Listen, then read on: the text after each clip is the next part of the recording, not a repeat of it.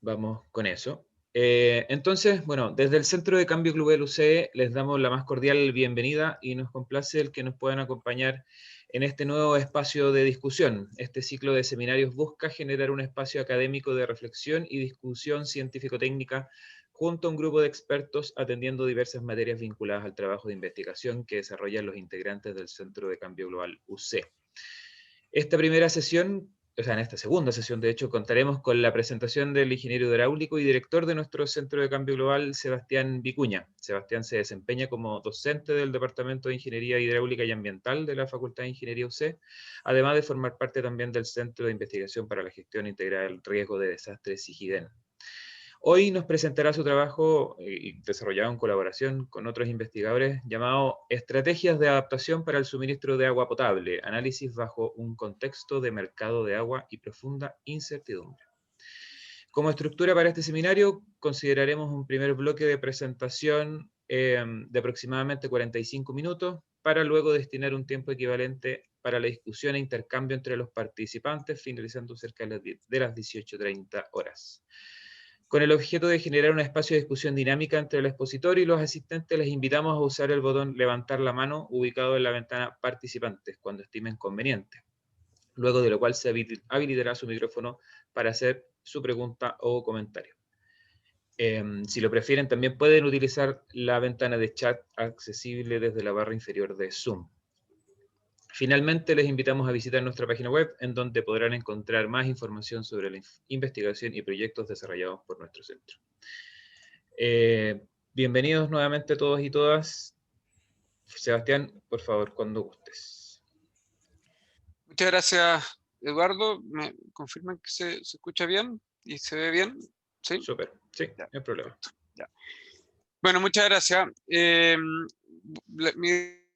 Este trabajo, que fue uno de los dos principales resultados de un proyecto Fondesit, en el que estuvimos trabajando con el profesor Oscar Melo, que está acá en la llamada, y con colaboradores de la Universidad de Manchester y la Universidad de Carolina del Norte en Chapel Hill. Lo que voy a estar presentándole en particular es el trabajo de la tesis de magíster de Íñigo Ricalde.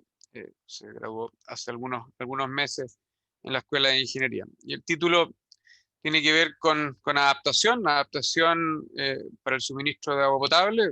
Vamos a estar viendo una aplicación en el caso de la ciudad de Santiago y la cuenca del Maipo, pero un ejercicio donde se hace un análisis en un contexto donde hay la posibilidad de acceder a mercados de agua y una profunda incertidumbre en los análisis, en los escenarios climáticos, ¿ya? La presentación, voy a mostrarles un poco la motivación de este trabajo, después alguna descripción del caso de estudio y las herramientas que utilicé en el trabajo y algunos resultados. Entonces, como motivación, bueno, el cambio climático está amenazando la disponibilidad de suministro de agua en diferentes partes del mundo y por distintas razones, pero estos impactos son inciertos, ¿ya? Dependiendo de dónde estemos, esa incertidumbre va a ser mayor o menor, pero en todos los casos tenemos importantes niveles de incertidumbre. Las empresas de agua que proveen los servicios de agua potable pueden ser reguladas o pueden ser empresas municipales. En nuestro caso, lo que vamos a estar viendo es una empresa regulada. Para hacer frente al objetivo de suministrar esta agua potable, tienen que tener en cuenta dos objetivos que no necesariamente van de la mano, que son los costos asociados a ese suministro y la vulnerabilidad o la resiliencia en el servicio de soporte o de suministro de esa agua potable, ¿ya? Y en ese contexto donde se tienen que tomar esas decisiones con esos y otros objetivos, se visualiza que la inversión en infraestructura como una opción es un desafío, entendiendo que se tiene que tomar una decisión de esa naturaleza en un contexto bajo altos niveles de incertidumbre. Y por lo tanto, y esa es la propuesta, la hipótesis que trabajamos en este estudio, es que existen alternativas que pueden tener un menor costo de arrepentimiento para suministrar el mismo objetivo de entregar agua potable a la población, ¿ya? Ese es en una visión bien sintética un poco la motivación de este trabajo. Me parece que había una mano ya levantada, ¿no? Juan Pablo creo que tenía. Sí, así es. Juan Sí, Pablo tenía... Sebastián, quizás está relacionado con lo que estás diciendo, que tú te refieres en el título a profunda incertidumbre. Debe ser una incertidumbre que toma una forma bien particular. No sé si tendrá algún peso en las colas o con colas así que... No sé a qué te refieres. No es la Con típica incertidumbre. ¿Ah? No, con profunda incertidumbre que se usa, claro, el deep uncertainty en el contexto de cambio climático, la asociamos a aquella incertidumbre a la cual no le podemos asociar distribuciones de probabilidad. Bien, ok. Eso era. Eso quería saber. Ya, Ese es el perfecto. contexto, exactamente. Ya. Em, el caso de estudio, la ciudad de Santiago y la cuenca del Maipo, este va a ser un trabajo que se enfoca en una parte de la cuenca, especialmente lo que es la provisión de agua potable de una zona de la ciudad, pero el trabajo se da en un contexto donde hay diferentes usuarios. Esta es una cuenca que, aparte de sostener una población importante de habitantes, tiene actividad agrícola, industria, generación de hidroelectricidad, producción de cobre. También tiene intereses en términos del agua que está presente en los ríos para actividades recreativas, turismo y para la conservación de ecosistemas, ¿ya? Entonces, es un contexto de una cuenca que hay múltiples objetivos y es en ese contexto en el que se tienen que resolver, entre otras, la necesidad de suministro de agua potable, ¿ya?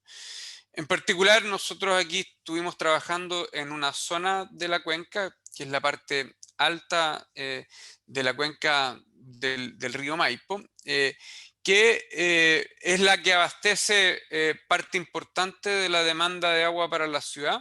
eh, el 50% en promedio del agua que se necesita en la ciudad proviene de esta zona de la cuenca. Otros porcentajes más o menos equivalentes provienen del uso de agua subterránea y de otras fuentes superficiales como el río Mapocho, algunas quebradas que existen en la zona entre el Maipo y el Mapocho, ¿ya? Obviamente también esta no es la única empresa que provee agua potable, la empresa Aguas Andinas, pero es la principal.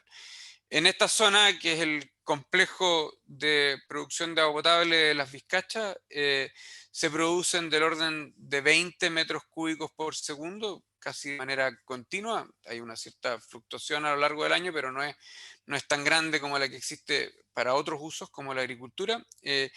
Y la empresa posee dos fuentes principales de agua, que son los derechos de agua que posee sobre el río Maipo, que tienen una característica de alta estacionalidad a lo largo del año, con un promedio del orden de 120 metros cúbicos por segundo. La empresa posee casi un cuarto de los derechos de agua que existen en esta zona y el resto de los derechos los posee la agricultura, ¿ya? Adicionalmente, la empresa opera la única capacidad de almacenamiento importante que existe en esta yeso, del orden de 220 millones de metros cúbicos es la capacidad que tiene ese embalse, ¿ya? Para que se hagan una idea, el consumo anual de agua en la ciudad de Santiago, o la producción total de agua, es del orden de 800, 700 millones de metros cúbicos, para que se haga una idea de cuánto es lo que se puede almacenar respecto de esa demanda anual, ¿ya?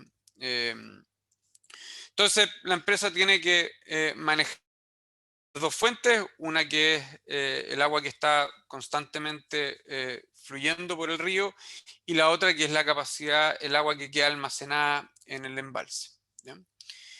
Históricamente, y esta es una historia ya no es tan reciente, de hecho es una historia pre-sequía, la operación de este sistema no ha tenido déficit.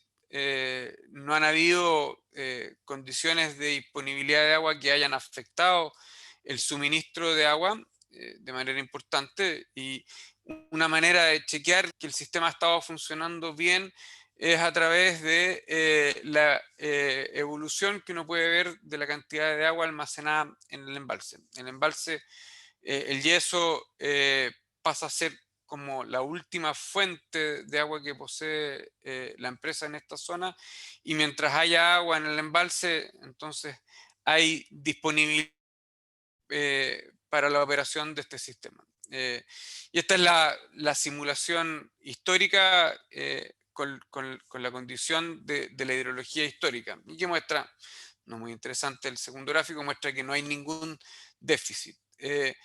Pero si incorporamos escenarios futuros, acá hay dos escenarios característicos. Vemos que en un escenario optimista, que los existen, podríamos tener un aumento en la disponibilidad de agua, especialmente en los meses de otoño e invierno y comienzos de la primavera, no tanto así en los meses de verano. Pero hay escenarios, en este caso un escenario pesimista, que muestra una disminución importante de la disponibilidad de agua, especialmente en los meses de primavera y verano, ¿ya? Es donde el hidrograma, en un contexto donde hay aumento de temperatura, y en este caso además una reducción de precipitación, se ve más afectado, ¿ya? Bajo estas circunstancias, se esperan dos tipos de escenarios futuros. Uno, en este escenario optimista, donde la situación se mantiene similar a la situación histórica, no hay déficit bajo ese tipo de escenario. Acá hay una nomenclatura un poco compleja, pero lo que está mostrando cada uno de estos escenarios es una síntesis de un escenario de gases de efecto invernadero, que es la primera parte de la sigla, el RCP, y después están las probabilidades esperadas respecto de los cambios en precipitación y, por ejemplo, una precipitación de un 5%, quiere decir que la probabilidad de que se exceda ese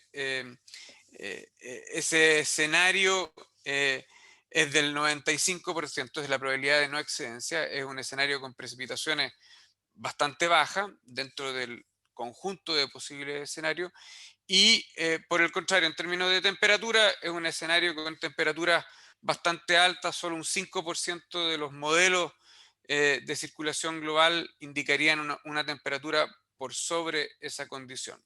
Es un escenario bastante negativo en ese contexto, y que muestra una reducción en la disponibilidad de agua que hace que el embalse quede sin agua en varios momentos dentro del escenario de simulación, y esto provoca déficit respecto de las necesidades de producción de agua en esta zona.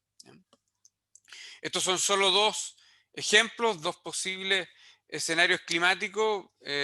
Nosotros trabajamos con el conjunto completo de posibles escenarios climáticos que representan los escenarios de emisión, desde el RCP 4,5 hasta el RCP 8,5, y además esta posible distribución respecto de las condiciones de precipitación y temperatura esperadas por los modelos de clima global.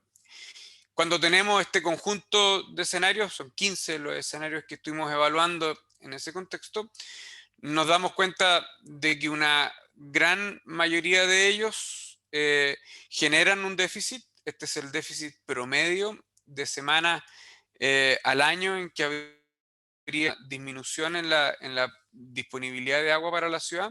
Pero hay 4 escenarios, que son los 4 que quedan aquí justo en el eje Y, con un 0 déficit. O sea, hay 4 de estos 15 escenarios que no generarían un déficit en el futuro. 11 de 15 generan déficit de distinta magnitud. 4 de estos 15 escenarios no generan un déficit en la operación futura de este sistema, ¿ya? Dado este contexto, lo que hicimos fue considerar un conjunto de posibles opciones o estrategias de adaptación, tratando de simular la manera en que se toman decisiones decisiones de inversión o de operación en este sistema. Lo que hicimos fue replicar lo que es el proceso de diseño de planes de desarrollo. Estos planes de desarrollo son la instancia en la cual el regulador negocia de alguna manera con la empresa sanitaria lo que va a ser el plan de desarrollo para los próximos 5 años, donde se consideran típicamente escenarios de cambio en la demanda. Y lo que la experiencia ha mostrado es que se utiliza las condiciones de oferta histórica de disponibilidad de agua. Nosotros lo que hicimos fue simular ese proceso de toma de decisiones, pero implementando algunas medidas de adaptación que no son consideradas necesariamente en una situación de base. Oye, una pregunta como más, si tú querés, como de equilibrio general. Tú estás analizando al mismo tiempo, hay otras empresas que compiten por el agua aquí, en esta zona, y no sé si está incorporando eso en el análisis o básicamente esto usted está incorporando la incertidumbre. No, a ver, bueno, primero acuérdate que esto es un monopolio regulado en el fondo. Entonces, acá la verdad es que estás pensando, pero acá No, por el agua, o sea, hay otras empresas que están demandando agua en esa misma cuenca, por ejemplo, no sé si otras empresas mineras o otras empresas agrícolas que están compitiendo por estos derechos pueden cambiar de precio, etcétera. Otros usuarios del agua, sí, que no, también van a acá, ver reducida su demanda, o sea, su oferta también va a estar reducida, no solamente la afecta a esta empresa, sino a todos los que están en esa misma cuenca. Es como una incertidumbre, ¿no es de cierto?, para hecho, todos los mismos actores. sí, acá hay dos usuarios principales en esta zona, es la agricultura y la sanitaria. En esta zona no hay minería, la minería está en el Mapocho y la verdad es que tampoco afectaría mucho porque son usuarios bien arriba en el sistema. ¿Ya? Acá hay hidroelectricidad, pero esa hidroelectricidad son derechos no consumtivos y por lo tanto el agua que se extrae vuelve al sistema, por lo tanto no tienen competencia por los mismos tipos de derechos de agua. Pero efectivamente hay una negociación que existe constantemente entre la empresa sanitaria y los agricultores. Y sí tratamos de representar ese proceso, pero no simulando un mercado constantemente, sino que tratando de representar cómo podrían cambiar los costos o los precios de cierre de esos mercados en distintas condiciones hidrológicas. ¿Ya? Y Esa es mi eso lo pregunta. hicimos y eso lo hicimos esencialmente viendo el análisis histórico de las transacciones.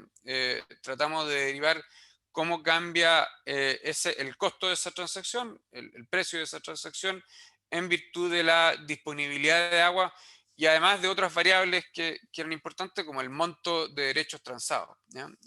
Esa es una parte, que es lo que explico en la segunda de las medidas de adaptación, que es una compra de derechos de agua de manera permanente, que esencialmente lo que se hizo ahí fue analizar la historia, que era una historia que era no tan reciente y por lo tanto probablemente no reflejaba completamente lo que significa el entrar a una sequía más dura. ¿Ya? Era una serie de tiempo que creo que ya llegaba hasta el año 2014, 2015. Oscar, ¿te acuerdas? Eh, No, no estoy seguro ahora. pero 14 creo, ¿no? 2014 por lo menos, sí. Sí, sí.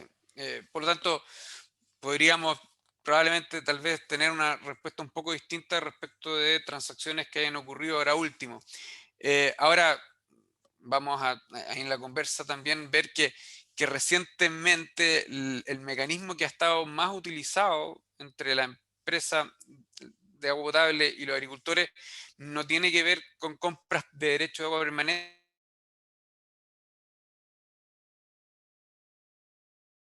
de alguna manera a la tercera opciones de adaptación que estamos considerando, que tiene la forma de un contrato, de un contrato de opción que se gatilla bajo una cierta condición. En este caso, el gatillo del contrato es la cantidad almacenada en el embalse y una variable que nosotros vamos modificando en la simulación.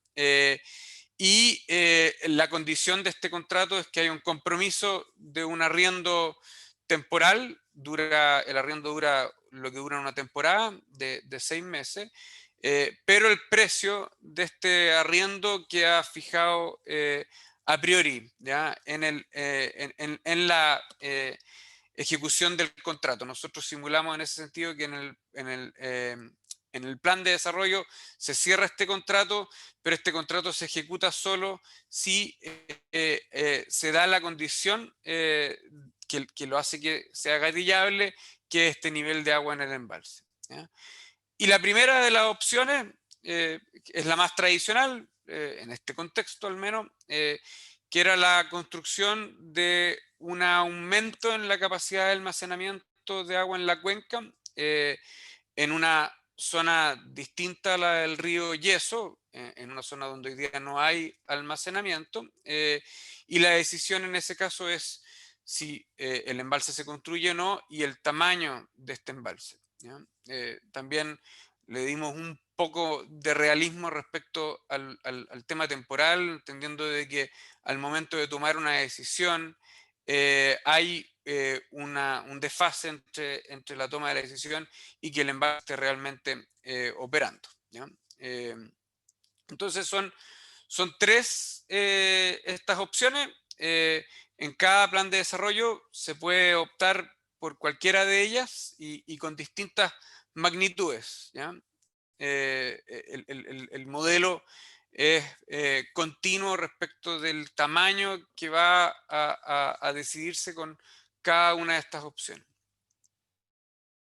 Para evaluar los resultados o el performance del modelo, nosotros optamos por un esquema multiobjetivo, donde tenemos una serie de objetivos que tienen relación con el suministro de agua, y ahí hay algunas métricas que típicamente se utilizan, como la confiabilidad, el reliability, la cantidad de semanas en que el sistema está en performance OK, o sea que no está en falla, dividido por la cantidad de semanas totales en la simulación. La vulnerabilidad, que la podemos definir de distintas maneras, en términos del máximo déficit, o el máximo déficit a nivel de una semana o a nivel de un año, o la máxima duración del déficit, la cantidad de semanas en que el sistema está en falla, ¿ya? La resiliencia, qué tan rápido el sistema se puede recuperar una vez que entró en falla. Y también incluimos los costos asociados a la implementación de las distintas medidas de adaptación, evaluados a nivel en valor presente. Y también incluimos una métrica que podría ser considerado como un objetivo ambiental, como es el agua que termina fluyendo después de las extracciones de la empresa sanitaria y también de las extracciones de la agricultura, ¿ya? En la zona intermedia de la cuenca, ¿ya? Consideramos la incertidumbre asociada al cambio climático de dos maneras. Están estos 15 escenarios que recién les había comentado, que pretenden el rango probable de la combinación de los escenarios de gases de efecto invernadero, pero también la incertidumbre de los modelos de clima global. Tiene dos dimensiones esa incertidumbre. Y consideramos estos escenarios de dos maneras. Uno, hicimos una evaluación de el promedio dentro de los escenarios respecto de cada uno de estos objetivos, o también estudiamos el peor performance dentro de cada uno de estos escenarios climáticos para cada uno de los objetivos. Yo voy a estar mostrando principalmente la primera estrategia, en la cual lo que hacemos es, para cada escenario climático, promediamos, para cada objetivo, promediamos los resultados para los distintos escenarios climáticos. ¿Ya? Algunos detalles de las herramientas que utilizamos. Hicimos un modelo en base a Python que hace la simulación del suministro y distribución de recursos hídricos en esta cuenca. Se basaba en un modelo desarrollado en otra plataforma. Esto, dentro de los aspectos metodológicos, era algo necesario para poder hacer la evaluación multiobjetivo, en el cual se necesita correr un número importante de simulaciones. Estamos hablando del orden de cientos de miles de simulaciones para buscar la frontera de soluciones no inferiores. Utilizamos este mecanismo, este método de optimización basada en la optimización multiobjetivo de algoritmos evolutivos, o el Multi-Objective Evolutionary Algorithms, que esencialmente es un sistema inteligente de búsqueda de soluciones a través de operaciones genéticas de mutación y de cruza entre soluciones que han sido obtenidas. Es una estrategia que se basa en el uso de capacidad computacional para encontrar estos pseudo óptimos. No garantiza un óptimo, pero hay algunas técnicas y trucos que se utilizan para tratar de acercarse al óptimo. Y lo que hicimos fue correrlo en paralelo con capacidades computacionales que existen acá en la Escuela de Ingeniería. Se desarrollaron además unos gráficos choros que se los voy a mostrar, que se utilizan para el análisis de múltiples objetivos. Y algo que ya había un poco adelantado, en la estimación de los costos de las opciones de adaptación están algunos de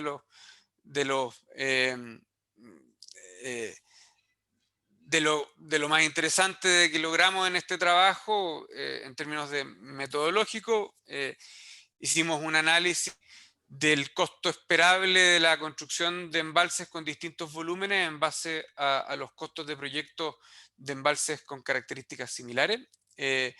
El precio asociado a la compra permanente de derechos de agua lo analizamos en función de transacciones históricas, y para el contrato de arriendo entre estos dos grandes usuarios, que son el agricultor y la empresa sanitaria, lo que hicimos fue desarrollar un pequeño modelo heurístico que representaba los beneficios marginales del uso del agua para la agricultura, entendiendo que el agricultor era el que iba a estar vendiendo o arrendando, perdón, el agua en cada una de las temporadas, y el costo de ese arrendamiento se evalúa en función de la pérdida de beneficios totales que iba a percibir este agricultor. Que es importante mencionar, no es solamente un agricultor, porque muchas de estas asociaciones de canalistas poseen también centrales hidroeléctricas en sus sistemas, y por lo tanto nosotros incorporamos los beneficios asociados a la actividad agrícola y a la generación de electricidad. Sebastián, te Sí. interrumpo un segundo porque Sebastián Jofré, que nos acompaña, hace una pregunta en el chat respecto a si se contemplaron en el estudio soluciones basadas en naturaleza como medidas de adaptación. No, acá no hay. Perdón, ¿hay otra pregunta? No, eso, o sea, solo hay un comentario ahí también que Oscar comenta, y quizás es un espacio para comentar lo que estamos haciendo ahora en el otro proyecto con TNC, como complemento un poco a esa pregunta. Sí, no lo consideramos, tampoco consideramos medidas asociadas a gestión de la demanda, que puede ser obviamente también fácilmente aplicables, o a la distribución del agua, mejoras en las pérdidas en el sistema de distribución. Esto está pensado solamente desde la lógica de la oferta de agua, o de la capacidad de producir una cierta cantidad de agua, y no considera las medidas de soluciones basadas en la naturaleza. Cuando hicimos este trabajo no teníamos a nuestro conocimiento información respecto de eso. Justamente como menciona ahora Eduardo, hoy día hemos estado avanzando en un proyecto con TNC en el marco del Fondo de Agua para la Cuenca, en el que se ha diseñado una herramienta que permite hacer una evaluación de ese tipo de medidas, y además permite hacer una evaluación económica de la implementación de esas medidas. Principalmente estamos viendo, esto me adelanto un poco o me separo un poco de este tema, pero hemos visto más bien beneficios que tienen que ver con calidad, control de erosión y turbiedad, beneficios relacionados con disponibilidad de agua, ¿ya?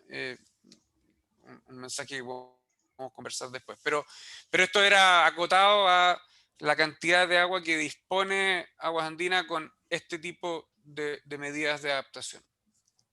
¿Ya? ¿Y Sebastián? ¿Sí? Es que estos arriendos por parte de los agricultores son decisiones igual de largo plazo, porque tú no podés estar cambiando constantemente tus cultivos, ¿no es cierto? O sea, no es que en esta temporada de 6 meses está arriendo y la próxima temporada vuelvo de nuevo a lo que estaba haciendo antes, como que hay una... Sí, No sé no, cómo sí, esa no. evaluación no es tan fácil, no es tan trivial. No, depende. Aquí, por ejemplo, en la figura de acá abajo están las curvas de demanda que derivamos respecto de la operación de las centrales hidroeléctricas y de la agricultura, ¿ya? A la izquierda, en términos de los beneficios marginales de la agricultura, están efectivamente muy costosas de tomar de manera regular. En el fondo están los cultivos permanentes, que si tú dejas de suministrarle agua, en algún minuto, de hecho, vas a perder una inversión importante, no puedes hacerlo, ¿no? Pero más hacia a la derecha empiezan a haber beneficios marginales menores que están asociados a los cultivos anuales que existen también en estas cuencas, ¿ya? Y esa es una decisión que un agricultor toma regularmente todos los años, si plantar o no un cultivo anual. Y es ahí donde esperamos que esté un poco la decisión respecto de participar o no en un arriendo. Obviamente, para que un compromiso de esta naturaleza exista, aquí nosotros no nos preocupamos tanto de la implementación, que es un desafío importante, pero tendría que haber, el agricultor no podría efectivamente cubrir todo su terreno con cultivos permanentes. Tendría que dejar una suerte de zona de buffer, un amortiguador, que decide todos los años si es que lo cultiva o no cultiva y participa o no en estos arriendos, ¿ya? Pero yo creo que eso es más común que no, Juan Pablo, de que existe esa capacidad del agricultor de tomar una decisión dentro de la temporada, en el fondo, ¿eh? Y ahí Francisco, Oscar, Guillermo podrán complementarlo, pero me da la impresión de que existe esa holgura. No, o sea, lo que complementaría, Sebastián, es que hay que pensar que esto es el agregado de una cuenca, ¿no? Entonces hay algunos agricultores que efectivamente tienen bastante comprometida su agua, pero hay otros que tienen holgura, que puede ser una holgura total, digamos, dependiendo del tipo de cultivos que ellos siembren y el periodo, ¿no es cierto?, donde hagan esa siembra, pueden decidir si entregar el agua o no. Y en términos como de la infraestructura de captación, que no sé si va para allá tu pregunta, Juan Pablo, también habría una cierta flexibilidad en ejecutar esos contratos y ajustar, digamos, los puntos de captación. Sí, aquí efectivamente esto se da en un contexto donde hay relativa flexibilidad en el fondo en los movimientos de agua, asumida además por nosotros dentro del modelo. El panel de más arriba a la izquierda muestra los costos de distintos, o la evaluación, la estimación de costos asociados a distintos proyectos de embalses, no en esta cuenca, en distintas zonas. Son costos en ese sentido simplificados, los costos de la construcción del embalse y del costo de oportunidad del terreno. No hay costos ambientales, costos sociales que uno quisiera también incorporar. es una visión simple en ese sentido del costo de esa infraestructura, ¿ya? Y en el panel de la derecha arriba está la evaluación que hicimos de las transacciones, ¿ya? Está la cantidad de acciones transadas en el eje X y el precio por acción en el eje Y.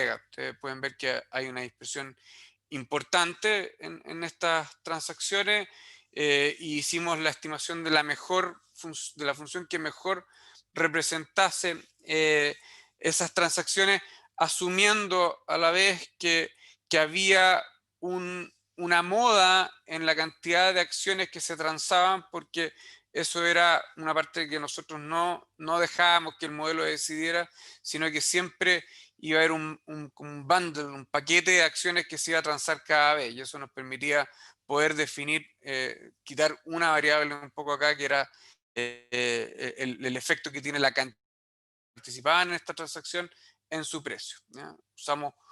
Usamos la transacción más repetida, pero sí vimos cómo podía cambiar el precio de esa transacción en función de la cantidad de agua disponible, ¿ya? Y la figura de abajo muestra los beneficios marginales, de nuevo, de la agricultura y bien importante de la hidroelectricidad. Este gráfico muestra que a partir de cierto volumen de agua, los agricultores, las organizaciones de usuarios empiezan a recibir beneficios importantes, más bien asociados a la generación de electricidad que al cultivo de distintos productos agrícolas, ¿ya? Y los quiebres que tiene esa figura tienen que ver con las distintas centrales hidroeléctricas con sus distintas alturas de generación, ¿ya? ¿Qué es lo que hacemos después? La herramienta, este esquema de optimización basada en simulación, este análisis de optimización multiobjetivo, lo que hace es simular el sistema cientos de miles de veces, pero iterando cada vez con un pequeño cambio en la posible solución, siendo la solución la implementación de estas distintas medidas de adaptación, ¿ya?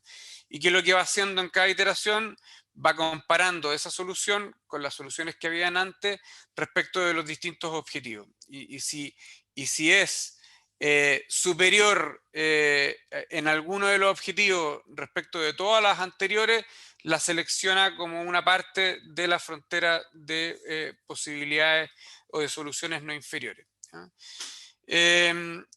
Las medidas, me adelanté a otro tema. Quería mostrarles más o menos cómo se implementan. Estos son simplemente un ejemplo de estos portafolios y sus efectos en la operación del sistema. Es un ejemplo cualquiera, uno de los que tomamos de los posibles resultados, pero muestra cuáles son las acciones.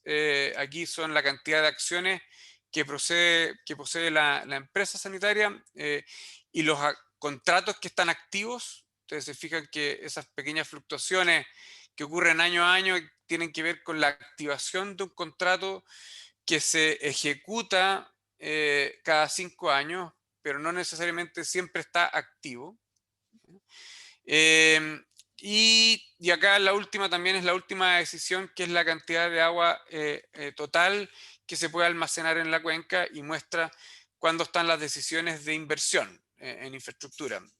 Aquí tengo la inversión de un embalse relativamente grande en un escenario de bajo caudal, y acá tengo una inversión de un embalse intermedio en un escenario intermedio. El escenario de altos caudales no ejecuta ninguna medida porque no tiene déficit. Por lo tanto, en una situación de esa naturaleza no aparece como óptimo implementar ninguna medida, ¿ya?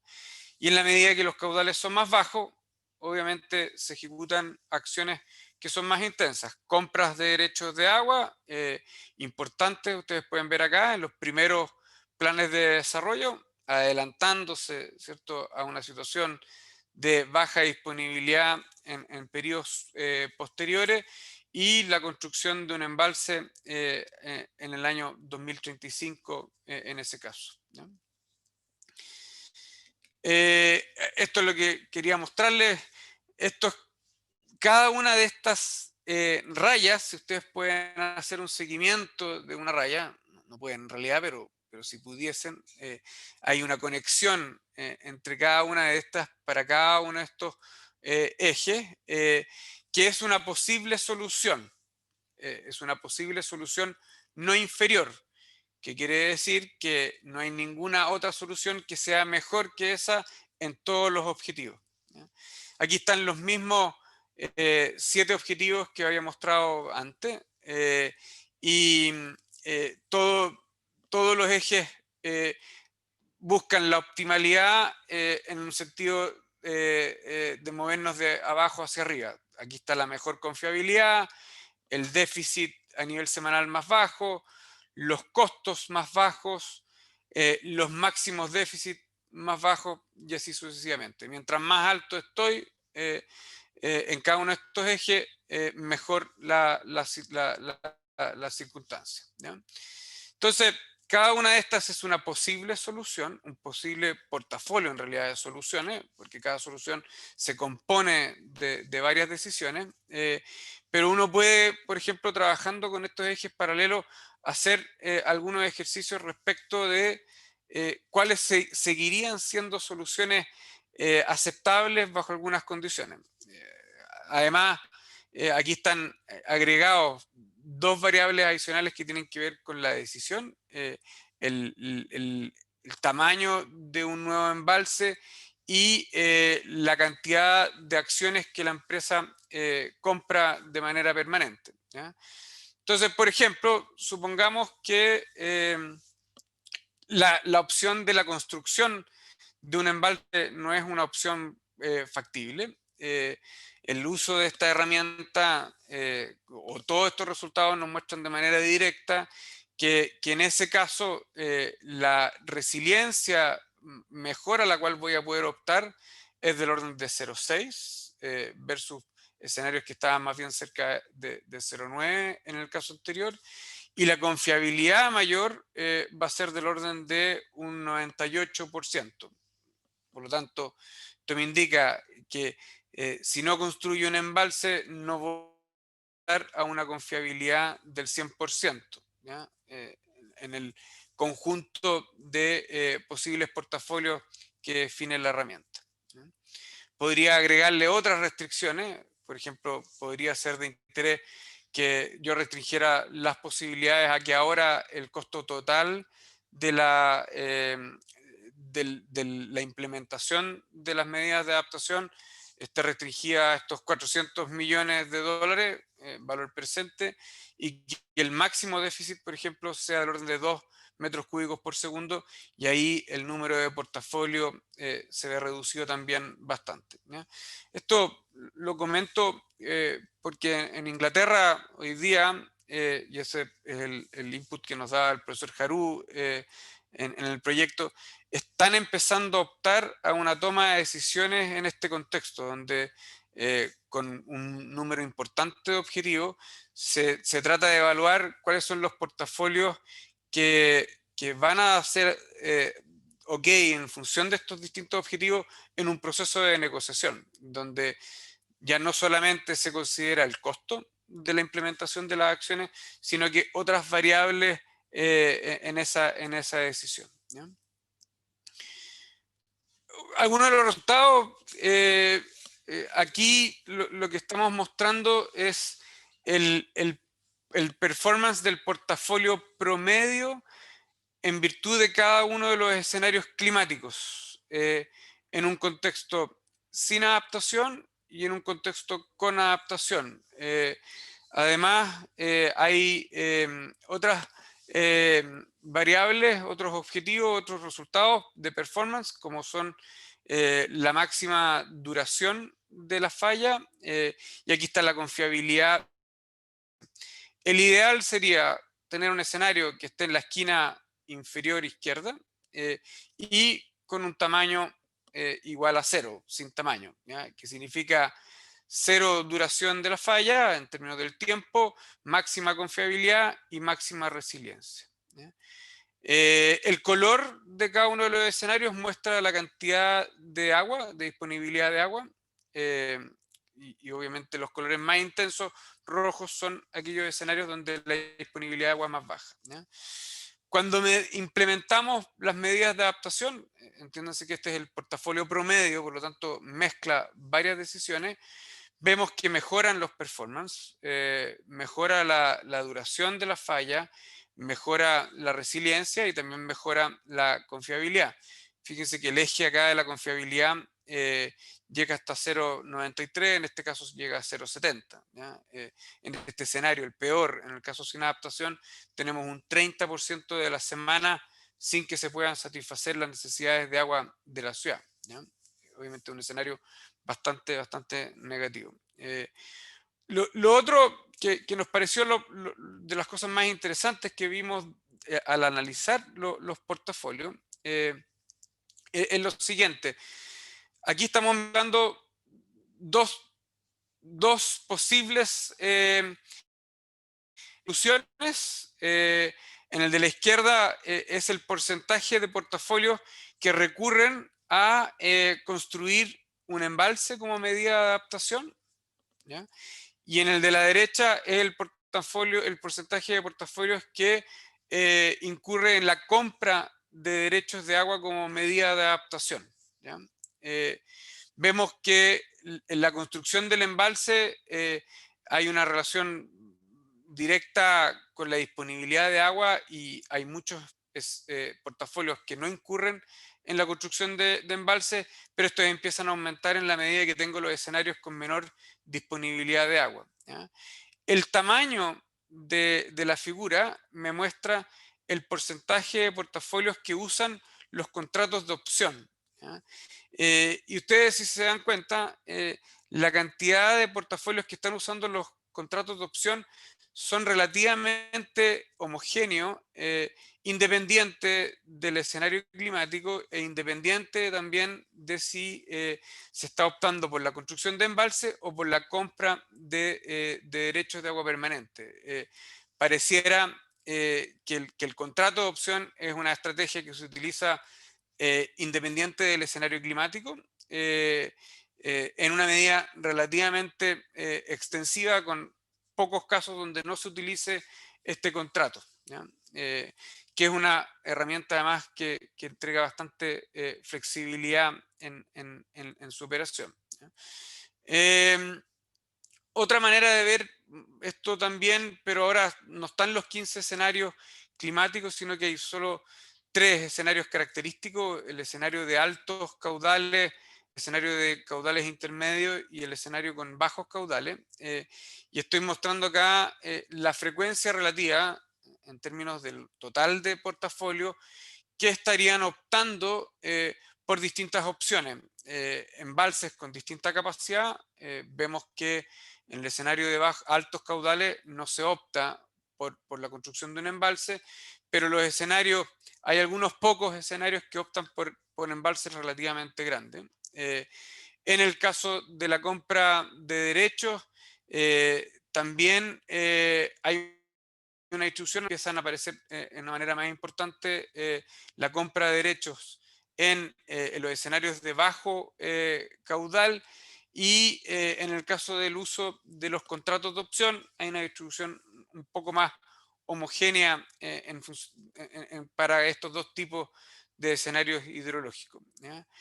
Y el costo del portafolio promedio en estos ejemplos característico se va principalmente en un costo asociado a la construcción de embalse o la compra de derechos, y el costo asociado a los contratos es un costo relativamente más bajo, ¿ya?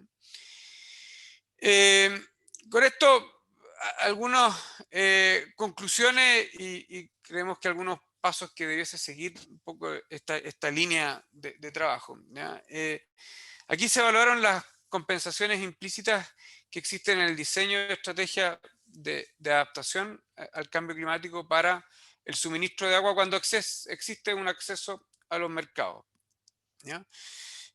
algunos de los resultados, algunos esperables, el performance del suministro de agua en un escenario sin adaptación es peor en aquellos escenarios climáticos que se tienden a asociar con aquellos con mayor nivel de emisión de gases de efecto invernadero. Tendría que ser así, en el fondo, porque estos son escenarios que entendemos tienen asociado un mayor nivel de temperatura, pero no necesariamente tendrían que estar asociados a una menor disponibilidad de agua. Las estrategias de adaptación mejoran el rendimiento, pero obviamente aumentan los costos de implementación, y estos costos están asociados más con la persistencia de la sequía, qué tan larga es la duración de una sequía, que con la disponibilidad promedio de agua. Pareciera ser más relevante qué tan larga es la sequía que el promedio de la disponibilidad de agua.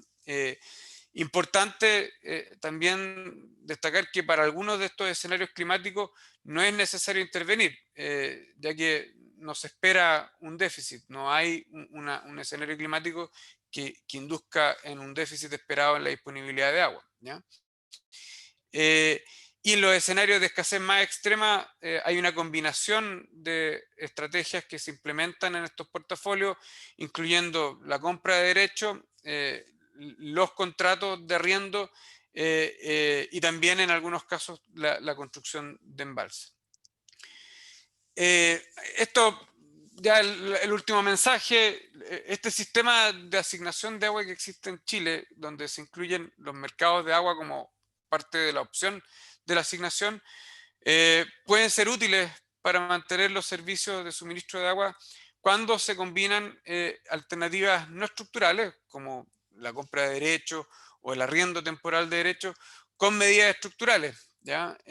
Tradicionales, como la construcción de un embalse. De esta manera, un instrumento flexible como este podría evitar inversiones que pueden ser potencialmente lamentables o regretful, porque hay una posibilidad de tener escenarios donde este tipo de intervenciones no se necesiten, ¿ya? Algo que acá no resolvimos y que me parece que es un problema importante, pero es más complejo, es evaluar de manera explícita cuál es el momento que se debe tomar una decisión de esta naturaleza, considerando la incertidumbre futura. La herramienta en ese sentido hacía trampa, porque era capaz de evaluar un escenario completo, una secuencia completa de condiciones, y no tenía una representación explícita de esa incertidumbre. La incertidumbre la analizamos ex post al comparar los resultados con los distintos escenarios, ¿ya? Hay algunas herramientas que se están desarrollando y que permiten avanzar ahí, ¿cierto? Opciones financieras tratadas de manera estocástica, o programación dinámica estocástica, que también se utiliza en estos contextos, pero es algo que aquí no quedó resuelto, ¿ya? Y que es un problema importante. Eso, esa es la cosa general. Dejo de compartir y no sé si nos queda algo de tiempo, Eduardo, para algunas preguntas. Francisco tiene, ahí veo la mano Sí, levantada. tenemos preguntas, tenemos media hora al menos para poder conversar, así que adelante. Francisco. Oye, bueno, súper interesante, Sebastián. Había visto partes de esto, incluso en este proyecto que estamos colaborando juntos con Oscar. Había visto como el trailer de esto, ¿ah? Sí, me parece súper interesante. Igual te quería preguntar una cosa, no sé hasta qué punto los escenarios estaban considerando secuencias de años como la que estamos observando. O sea, se me ocurre que esto que estamos viendo actualmente, que tiene 8 o 10 años de bajo lo normal, podría también comprometer un poquito estas opciones que tengan que ver con mercado y tirarte soluciones hacia infraestructura probablemente. Y no sé si los escenarios que estamos usando de repente subestiman estas super long dry spells. ¿Sí? ¿Mm? No hemos hecho, yo creo que a ver, efectivamente no hemos hecho el ejercicio de mirar estos futuros, estos escenarios futuros con lo que ha pasado los últimos 10 años. Como mostraba al principio, Esto se basó harto en un trabajo previo que lo hemos hecho nosotros, ¿cierto?, en el proyecto MAPA, Francisco, entre el 2012 y 2015, y por lo tanto era pre-2010 esto.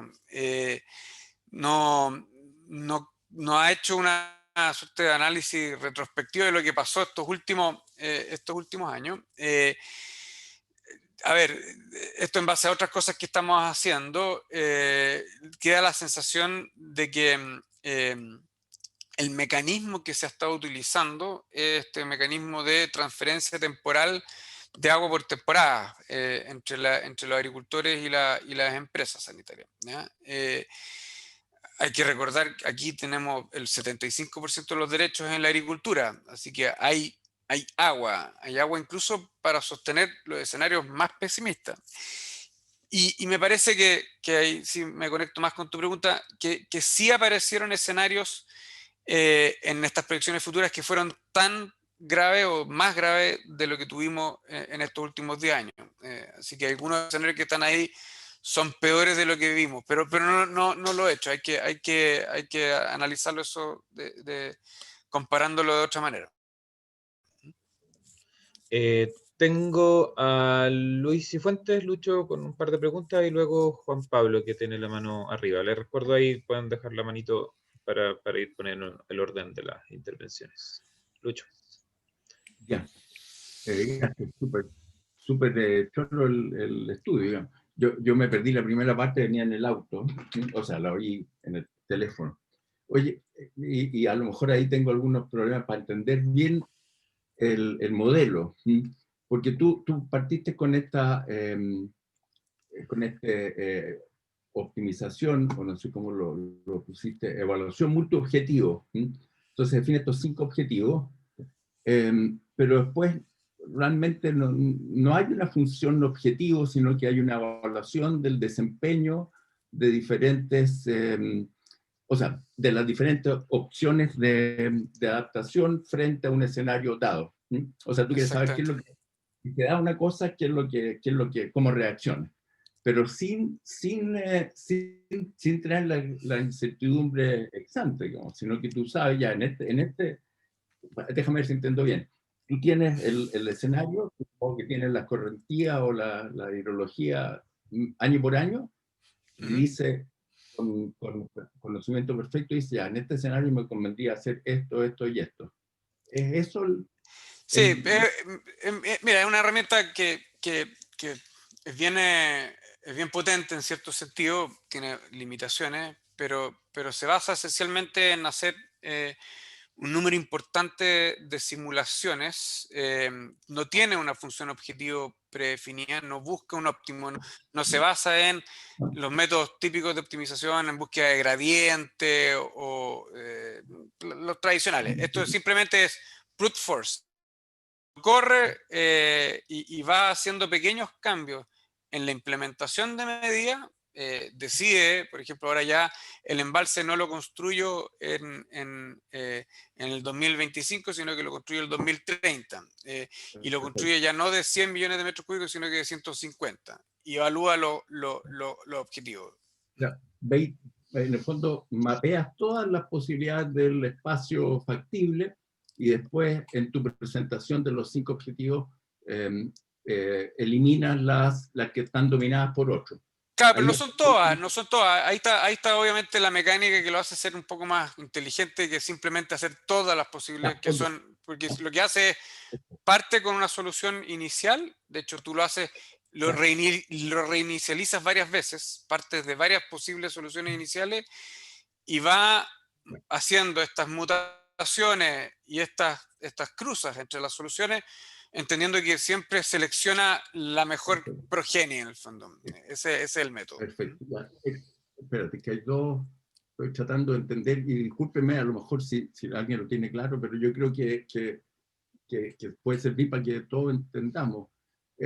Eso que tú dices es como la parte operativa, para no tener que explorar los millones de escenarios que existen.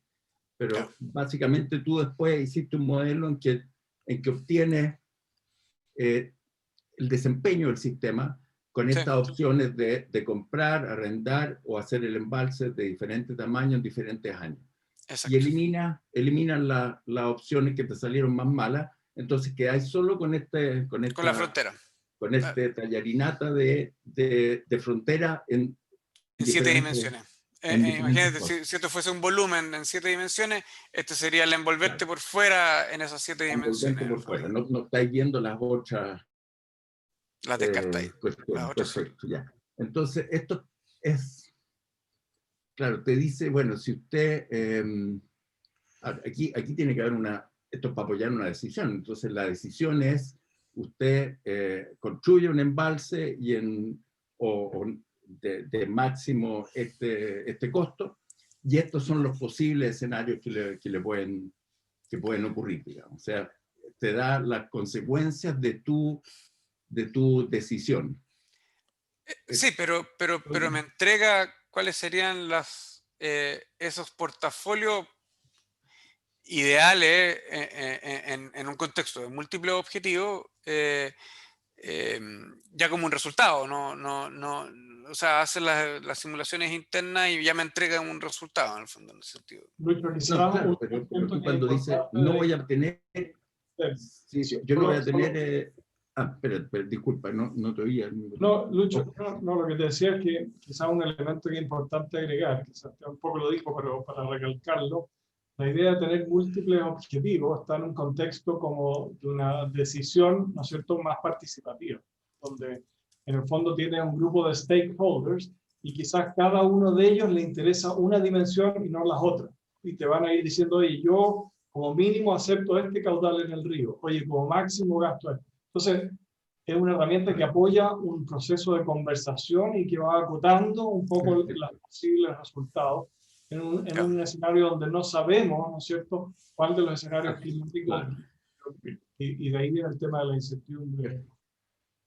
Perfecto, entonces, en este proceso participativo te pueden decir, mira, yo no quiero más de un X% de confiabilidad, y tú dices, bueno, en ese caso tenemos que tener un embalse, no hay una solución sin embalse que me ofrezca esta combinación de requisitos, digamos, de restricciones.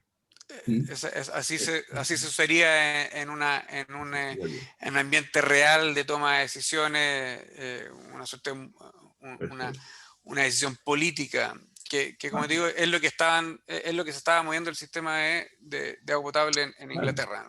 Es que la decisión que tienes que tomar frente, a ver, sabemos que algo va a pasar en el futuro, lo modelamos de la mejor manera posible con los diferentes escenarios, entonces tú tienes que decir, bueno, ¿qué hago? Hago embalse, me compro opciones que me podrían ayudar, pero si no hago nada, tú vas a tener uno de esos líneas que no es aceptable socialmente.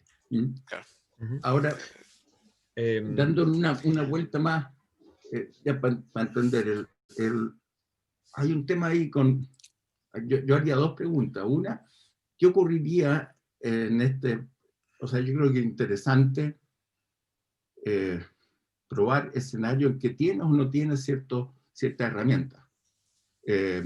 Por ejemplo, a lo mejor un embalse va a tener mucha oposición ciudadana. Okay. ¿Cuáles son los resultados de tu sistema si es que no tenía el embalse?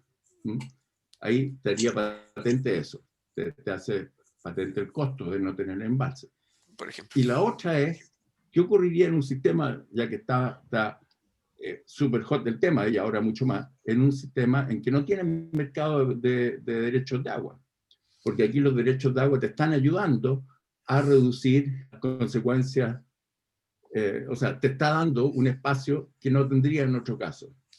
¿Lo voy a usar para contestar esas preguntas? Sí, no sé si completamente la segunda, porque la primera sí, de hecho lo mostraba ahí, ¿cierto? Como qué pasa cuando yo restringo a los portafolios que no incluyen el embalse. La segunda pregunta es complejo porque igual tendríamos que evaluar de alguna manera cuál es el costo de oportunidad perdido en, por ejemplo, supongamos que sin derechos de agua entramos en una lógica de priorización. Y si baja el nivel de agua del embalse, se le transfieren derechos de la agricultura a la sanitaria sin costo, por ejemplo. Ese sería como el escenario Claro. O sea, tienes que probar un modelo alternativo. Uno que no haya mercado y los permisos quedan como están, o el otro que pone un orden de prioridad en términos de algo y evaluar entonces cuál es la consecuencia de ese sistema. Yo creo que eso sería súper interesante, como un caso de estudio ahora que eso va a ser un motivo de discusión. Digamos. Excelente. Yo creo que el punto que pone Lucho es justamente el que queremos hacer, porque en el fondo la idea no es esta herramienta en específico, sino que también mostrar cómo la herramienta puede utilizarse con distintas instituciones, ¿no? Por ahí preguntaban, ¿no es cierto?, con otro tipo de intervenciones basadas en naturaleza, también se podrían incorporar. Otro tipo de instituciones, digamos, de reasignación de agua, también se podrían incorporar. Entonces tiene más que ver con el uso de esta herramienta en un contexto, como decía yo, de participativo, ¿no? Donde puedes tener un lenguaje común respecto de, oye, ¿cuáles son las consecuencias de incorporar o eliminar ciertas herramientas y que distintos grupos pueden tener distintos intereses? Hoy habían varias preguntas. Sí, tenemos varias preguntas, así que tenemos la mano de Juan Pablo levantada. Para que tengan el orden. Está Juan Pablo, después viene Carlos Flores, una pregunta respecto al mercado de agua, Alex Godoy, Pablo Marquet, Guillermo Donoso, en ese orden. Así que hay para que afinen su puntería. Lo mío es súper corto, que lo contestó en parte Sebastián, que estaba al final, respecto de la dinámica, que no se contesta la pregunta de cuándo hacer, por ejemplo, ciertas inversiones acá, ¿no? Que yo creo que eso es clave, pero ya lo contestaste, dijiste que no estaba llena mi duda. Relacionado, la pregunta es la siguiente: no veo que haya como un análisis global al nivel de la cuenca completa, que esté analizada toda la cuenca y todas las otras actividades también, porque, por ejemplo, si yo aumento la capacidad del embalse, construyo un nuevo embalse, no solamente me va a servir para esta empresa de agua potable, sanitaria, sino a muchas otras actividades también, y eso, por ejemplo, te puede cambiar el mercado, ¿no es cierto?, de estos derechos que, no sé, se seguirán transando, o no sé finalmente cómo se irán a asignar. O sea, una mirada más global a nivel de la cuenca completa, no solamente para esta pura empresa. Me faltó esa parte, Sebastián.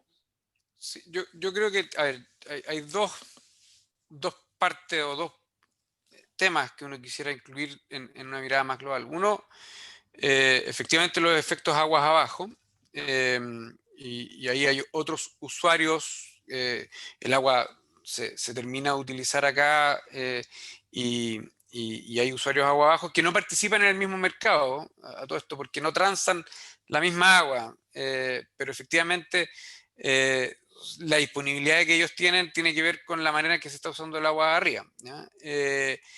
Y eso es importante porque probablemente el agricultor que participa en esto toma decisiones respecto de la cantidad de agua que está utilizando, como cambios en las decisiones de cómo demandas agua, la infraestructura de riego, los canales, y eso tiene consecuencias aguas abajo, ¿ah? Y eso efectivamente aquí en este modelo no está incorporado. Hay una sola variable que se entiende como un supraobjetivo, que es la cantidad de agua que queda disponible aguas abajo después de las extracciones, pero no representa obviamente toda la riqueza de esos otros temas. Que yo creo que es importante, más que en la lógica de un mercado y la competencia del agua, yo la veo más en la decisión que toman los agricultores que se meten en este sistema respecto de cuánta agua termina sobrando en las zonas más bajas. Yo lo veo más por ahí. Gracias, Seba. Tenemos, bueno, Maisa se tuvo que retirar, así que agradece la presentación. Carlos Flores. Hola, muchas gracias por la oportunidad de ver esta gran presentación. Felicitaciones al equipo investigador. Muy relevante la información y una metodología que sin duda es muy útil para las decisiones de desarrollo hídrico. Así que muy buen trabajo. Y respecto a eso tengo una pregunta en cómo fue el tratamiento de los supuestos del mercado de agua para definir las transacciones. Si es que hubo algún tipo de perfeccionamiento a lo que existe hoy día de la incertidumbre de precios o volatilidad de precios, se asume un mercado más perfecto del que tenemos hoy en Chile. Gracias. No, bueno, Oscar, no sé si querés contestar tú eso. Sí, no, la verdad es que no modelamos explícitamente el mercado, ¿no? No hay, digamos, un ejercicio de modelar el funcionamiento del mercado de derechos de agua. Simplemente tomamos la estadística de transacciones que se registran en el Conservador de Bienes Raíces, que no sé si todos lo saben, pero es, digamos, muy conocida por tener grandes problemas, ¿no es cierto?, en el registro. Entonces es una serie de datos muy ruidosa, y como está ahí Sebastián en el gráfico, tiene una tremenda dispersión, ¿no? Entonces tomamos, digamos, algunos valores, pero no incorporamos, por ejemplo, la incertidumbre respecto de ese precio, ¿no? Entonces, en ese sentido es bastante sencillo. Sí hacemos algunos supuestos, como también explicaba Sebastián, respecto, digamos, del tamaño de las transacciones, ¿no? Porque obviamente sería poco realista pensar que en un año, no sé, la empresa puede comprar el 50% del volumen. Ya, obviamente ese tipo de cosas hay que restringirlas. Entonces tomamos ciertos tamaños de transacciones porque lo que muestran los estudios de este mercado es que efectivamente el tamaño de la transacción, del número de acciones que se transa, afecta el precio. Entonces por ese lado teníamos un efecto. Y lo otro tiene que ver con el rendimiento de las acciones. Ahí también hay todo un tema que es bien importante y que el análisis que hacemos está bien limitado por el corto historial de transacciones que tenemos respecto de los volúmenes, y cómo podría cambiar, digamos, el precio por litro por segundo en la medida que van cambiando los volúmenes, ¿ya? Y esa es una discusión bien importante e interesante que se tiene en distintos, digamos, ríos a lo largo del país, respecto de si la disminución en caudal va a significar un aumento o una disminución en el precio de las acciones, ¿no? Porque hay como dos efectos que van en contraposición, y que podría ser distinto en el futuro. Pero esa es toda la complejidad, digamos, en ese aspecto. No nos metimos mucho a modelar el mercado propiamente. De lo de Alex, lo puedo comentar. Yo creo que, Alex, eso de la secuencialidad es, a ver, me parece que es la pregunta, una de las preguntas más importantes y complejas que quedan por resolver. En el fondo, con estos niveles de incertidumbre, lo que pasa, y con horizontes de tiempo tan grandes, es que se te empieza a abrir un árbol de decisiones que no tienes cómo resolverlo con un problema de dimensionalidad, en el fondo, ¿ya? Y puedes incorporar explícitamente es un problema, es probablemente uno de los grandes temas que hay que ver cómo se resuelve en el fondo, ¿no? Claro, esa era mi pregunta, porque o sea, encuentro fantástica la modelación, pero era como que es la pregunta del $1.000.000, po. O sea, cuando tú hablas, por ejemplo, de la construcción de un embalse, el embalse se construye, pero no está mañana. Y cuando uno modela, el programa sube que está mañana. ¿Me cachai? No hay un efecto delay en el tiempo de que el embalse entra en operación después que se construye, y que esas condiciones son muy distintas a las condiciones anteriores. Entonces, mi pregunta más bien como proyecciones futuras, ¿cómo introducir dentro del modelo eso de la secuencialidad de la toma de decisiones? ¿Cachai? Sí, porque eso, nada más. Lo que sí, Alex, es que pese a que no respondimos explícitamente a esa pregunta, lo que parecía atractivo es que el uso de una herramienta que es flexible, que es contingente al escenario, como un contrato de opción, se va a ejecutar solamente cuando las condiciones sean las que hagan que el contrato se ejecute, puede ser una alternativa súper atractiva para responder a esa incertidumbre. No termina de responderlo, pero es el equivalente a, sabes que en vez de invertir en algo, no sé, muy costoso, lo que tengo es un seguro frente a estos eventos, ¿eh? Y me parece que un poco el mundo va a ir avanzando por ese lado, porque, como decía, las incertidumbres en algunos casos son simplemente irreducibles. Entonces tampoco le puedo agregar una estimación de la probabilidad. Entonces, de alguna manera encontramos que había un valor en ese instrumento flexible que no comprometía la inversión en algo como una infraestructura, que tiene obviamente costos de implementación, requiere un sistema sofisticado para sostener este contrato a largo plazo entre dos usuarios, pero tiene un valor adicional en un contexto de incertidumbre. Y además se considera igual un tiempo entre la decisión y la implementación de la infraestructura. Eso sí está. Sí, sí incluimos eso, cierto, que no era inmediato, pero el operador omnisciente de este sistema sabía mucho y por lo tanto sabía cuándo había que instalar el embalse, en el fondo. Y eso uno no lo sabe. Claro, por eso que encuentro súper interesante con mezclar esos modelos que están ustedes obteniendo con modelos teoría juego, digamos, como reglas de decisión, ¿cachai? O reglas de conducta, dado que esto, que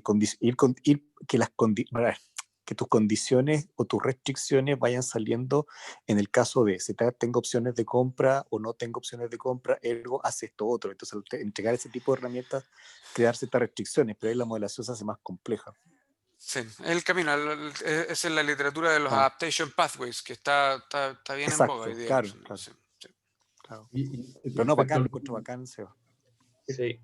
Tenemos a Pablo Marquet con su mano arriba.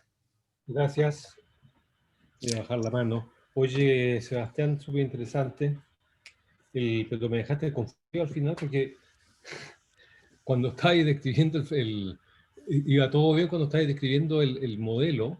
Y claro, efectivamente, es un modelo que juega con todas las posibles combinaciones de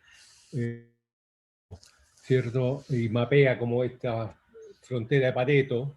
Exacto. ¿No? La cuestión, y todo esto así a fuerza bruta, ¿no? A puro computer power. Pero cuando empezamos a hablar de los algoritmos y que eventualmente se reproducen, ¿no? Y se van mutando y se genera una progenie y tú dices, y siempre se deja la mejor progenie. Exacto. Y ahí me mataste porque ¿cómo decido cuál es la mejor progenie? Es que es en función de los 7... No, pero porque chequea el performance en estos 7 objetivos. Entonces va a ser una mejor progenie en la medida de que es capaz de mejorar al menos un objetivo respecto de los que tú ya tenías seleccionado, al fondo. Y así vas avanzando en una progenie que la vas después mezclando, que la va mutando, pero que va avanzando cada vez acercándose a esta frontera, en el fondo, ¿no? En múltiples dimensiones. Pero de alguna manera tiene que penalizar, ¿no? Sí, claro, castiga, o sea, es que corre, brute force corre, la progenie que fue creada después de los padres anteriores, ¿cierto? Corre con esta nuevos descendientes, no sé, 100 posibles nuevos descendientes, los evalúa y los compara con los resultados que teníamos en los 7 objetivos respecto de todas las soluciones anteriores. Si no es mejor en ningún objetivo, lo que hace es que le asigna una baja probabilidad de ser escogido en la próxima descendencia. Si es bueno respecto de alguno de los objetivos, le asigna una alta probabilidad de ser escogido, en el fondo. Entonces, esto es bien probabilístico, tiene probabilidades de selección en la próxima casta, en el fondo, tiene probabilidades de cuál es el mecanismo de mutación o de cruza, y eso son las probabilidades de lo que va haciendo. Ya, pero igual hay una suerte de objetivo, porque lo así Sí, crecer claro. por un lado. O sea, no Sí, es claro. así. Claro, No, claro, va moviéndose. Se va porque, empujando hacia la frontera, claro, en el fondo. exacto. La va afrontando. Tiene que tener una manera de llegar, de qué es cómo sería esa frontera. Sí. Y la gracia que tiene, lo cual me gustó en el fondo de la herramienta, es que tú puedes usar un modelo de simulación suficientemente sofisticado sin sacrificar cosas que normalmente haces en un modelo de optimización, sacrifica alguna representación de la realidad, pero basándose en las capacidades de poder correr esto en múltiples computadores, para el computer en el fondo, y lo podías hacer entonces a la brute force en tiempo razonable. Y también puedes priorizar, ¿no? Algunas variables sobre otras. Sí, también podría ponderarlos de manera distinta también, en el fondo. Tú puedes elegir. Sí. Tenemos... Oye, lo otro, quería, aprovechando que tengo el micrófono, súper corto. Tenemos a Guillermo y a Lucho ahí a la White, por si acaso. ¿Cómo entra la incertidumbre de los 15 modelos y los RCP en todo esto? Sí, ex post. Yo creo que ahí, mira, es el análisis después que hacemos respecto de uno qué tan probable es, considerando toda esta incertidumbre, de que tengamos que irnos con el tipo de portafolios o no, en el fondo.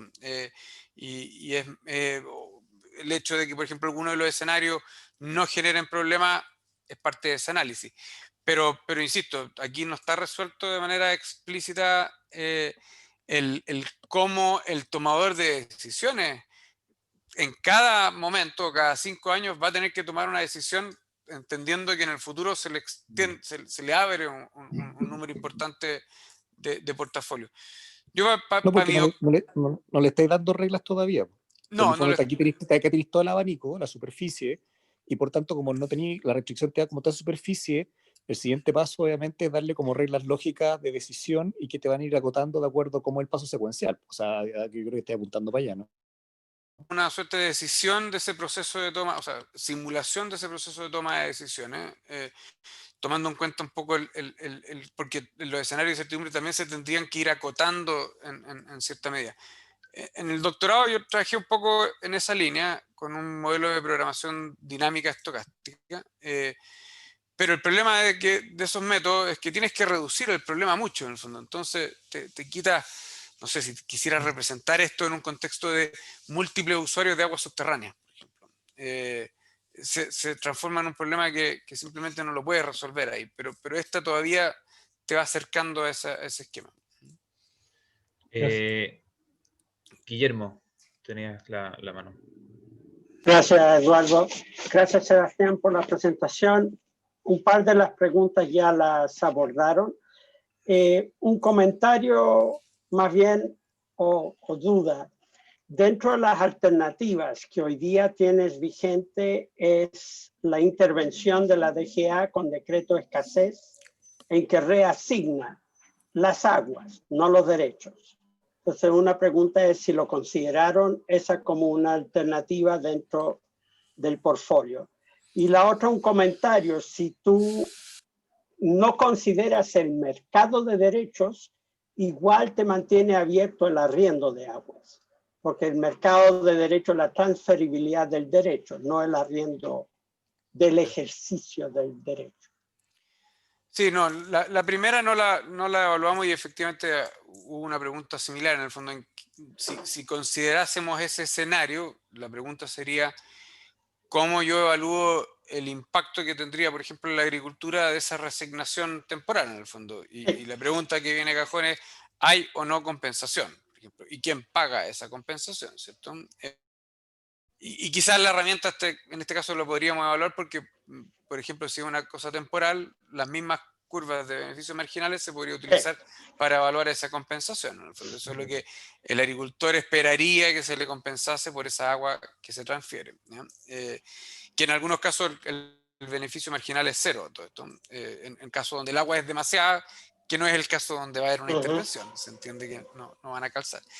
Se podría evaluar en ese caso una medida de reasignación temporal del ejercicio del derecho, estoy de acuerdo, acá no estamos hablando de transferencias permanentes, y podríamos estar evaluando el mismo costo del arriendo. Sería como un contrato de la inversa en el fondo, ¿cierto? Sería simplemente es el contrato, pero puesto en una figura de reasignación política por una intervención, en el fondo, sería el mismo resultado. Sí, no cambia mucho la interpretación, nomás, creo yo. A menos que fuera un instrumento donde no se compensa. Y ahí claro. que se llevan los beneficios cambia, pero no. Sí.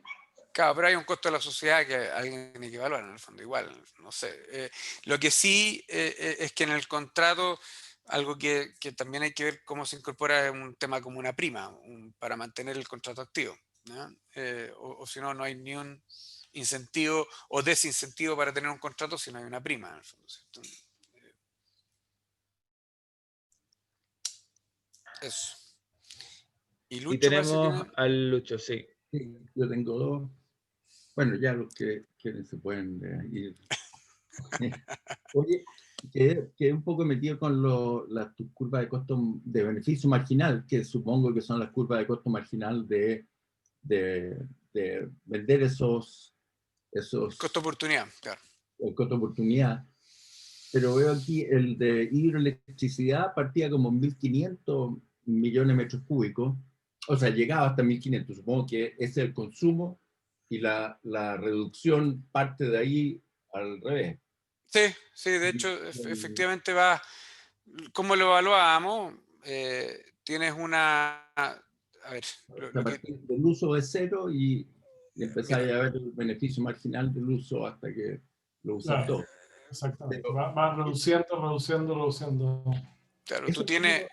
Eso sí, ojo. Pero no me calzan, tú dijiste el consumo en Santiago de agua andina son 800 millones de metros cúbicos. Y estos son orden de magnitud. Esto es una temporada, en el fondo, entonces tienes que... Pero el consumo de la agricultura, claro, en toda la cuenca del Maipo, el agua potable consume el 7% del agua, entiendo, más o menos por ahí. Y aquí está como un texto. En la primera sección del Maipo, Lucho, el consumo de agua potable más cercano a 24.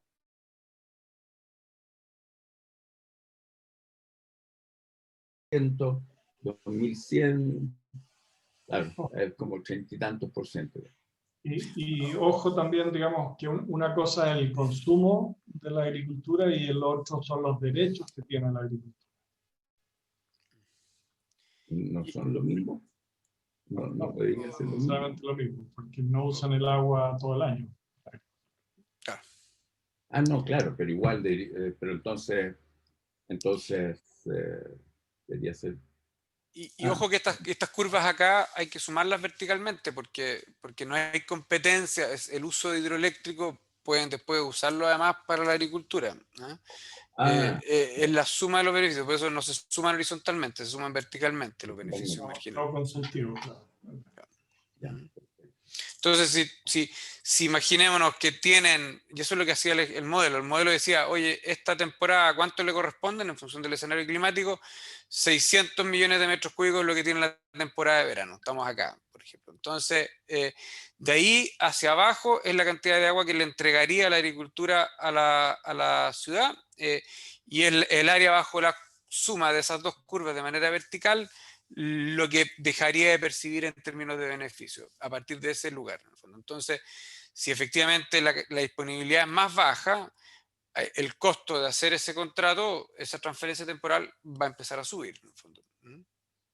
Y si es que en teoría el contrato yo lo estoy activando por sobre los 1.500 millones de metros cúbicos de disponibilidad de agua para la agricultura, el costo en teoría de oportunidad es cero en el fondo. La agricultura no tendría, la agricultura / hidroelectricidad no tendría que usar esa agua en el fondo. Ya, pero ahí, o sea, cuando en menos de 800, o parece que la curva de la agricultura parte en los 800, como que parte justo ahí. Como que no, sí, de nuestro análisis que era limitado un poco, pero entiende que por sobre los 800 millones de metros cúbicos no habría en la historia agua utilizándose en cultivos. En esta zona, o que no es toda la cuenca, todo esto. Sí, no es toda. Es una zona importante, pero queda mucha agricultura en el resto de la cuenca todavía. Oye, y la pregunta que hice antes, que estaba ahí con Oscar por el chat, el precio, o sea, el precio que de los derechos, o sea, si uno mira eso, dice, este mercado no está funcionando, una dispersión gigante, pero está metido ahí la hidrología, supongo que los precios altos cuando hay poca agua, digamos. No, claro, no solamente, lamentablemente. Sí, no era tan limpia la relación, uno esperaría, pero eso es lo que dije al principio, que no sabemos si es que la serie no es suficientemente larga para mostrar eso, pero nosotros evaluábamos, teníamos una métrica, decíamos, al momento en que se hizo la transacción, el que estaba participando en el mercado tenía una percepción de cuál es la disponibilidad a largo plazo del agua en ese momento, en el fondo. Eso es lo que utilizamos. Es el precio. Estimados y estimadas, creo, está Damaris por ahí, sí. Siendo las 6:35, tenemos más o menos el tiempo cumplido. Yo entiendo que hay harto interés, no sé si les interesa seguir conversando y discutiendo al respecto, pero estamos en el tiempo presupuestado. No sé si hay más preguntas para Sebastián o algún otro comentario. Si no, me parece que ha sido una muy buena presentación. Agradecemos a todos quienes participaron. Y los dejamos, bueno, invitados a estar atentos. Vamos a seguir desarrollando esta serie de seminarios, invitando a expertos en distintas áreas de las que desarrolla trabajo el centro, así que vamos a seguir con este ciclo. Esperamos subir el registro de este video a nuestro canal de YouTube para que puedan revisarlo quienes tuvieron que salir temprano de la sesión. Así que nada, les agradecemos mucho su participación. No sé, Sebastián, si quieres. Muchas gracias a todos los colegas que estuvieron presentes. Se agradece. Y muy buena la conversación. Así que, todo entretenido. Super. Muchas gracias. Chao. Chao, chao. Chao, chao. Chao, chao.